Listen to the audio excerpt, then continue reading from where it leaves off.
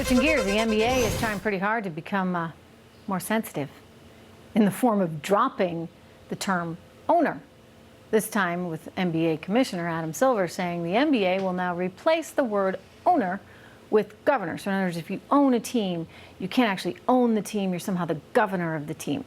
Well, Dallas Mavericks owner, Mark Cuban wasted no time sounding off on this one. Watch him. It's not that big a deal, but you know what? If you run a company, own a company, start a company, you decide.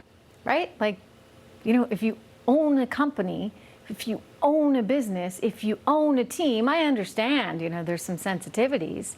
But if you own a business, it doesn't mean that you own the employees that work for the business. Obviously not. Joining me right now, the Daily Caller, Stephanie Hamill, and conservative author and speaker, David Harris Jr. Good to have you both here. David, starting with you, you know, is this an example of Adam Silver and the NBA being a little too overly concerned about political correctness here? It absolutely is, Trish, and thanks again for having me on. It's always great to see you and be on your show.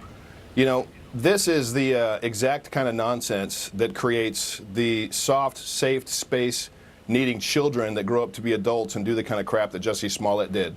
Owners that own businesses, they're owners. You know, Draymond Green is the one that started this back in 2017. He brought this up, and he's worth $20 million. For him to have this kind of attitude that the owner of his team somehow owns him, and he's worth $20 million is the kind of victimhood mentality that really needs to be stomped out and crushed in this country. And it's not going to come from the NBA taking the so to speak high road of sensitivity and removing the name owners. It doesn't make any sense. Yeah, you know, it's a business, right? After all, Stephanie, it's a business, and you can own a business in America. Last time I checked, doesn't mean you own the employees. Trish, Draymond Green is a business owner himself. He's a basketball player and a business owner. And in his Twitter bio, it says business owner. Yeah. So he has no problem being the owner of his own business. Does that suggest that he owns the people that work in his company? Of course not.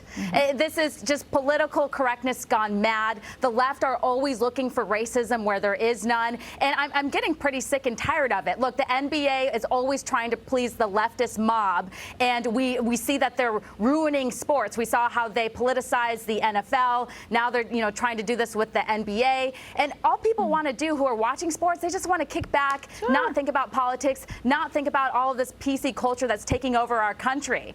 Yeah, I hear you. I hear you. Let me turn to another story that I want to get you guys to weigh in on, and that's Hollywood Libs wanting to make sure, I guess, that everybody read the Mueller report, which actually, if you read it, you would pretty much come to the conclusion that there was no actual collusion with Russia. Anyway, the actors decided to put on this live performance of the Mueller report by reading passages of it. Here is a small taste. Bear with me. What the hell is this all about? I need loyalty. You will always get honesty from me. That's what I want. Honest loyalty. Mueller has to go. Call me back when you do it. That evening, McGahn called both Priebus and Bannon and told them that he intended to resign. 10 acts of obstruction. Some people came to a different conclusion, like Attorney General Bill Barr.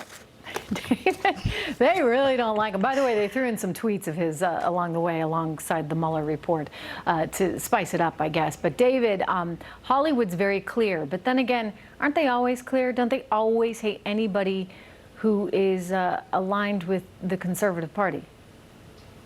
It seems that they do, Trish. You know, we the American people are on a most of us, completely different level than the Hollywood elites. I mean, they live in their big ivory houses, their glass towers, so to speak.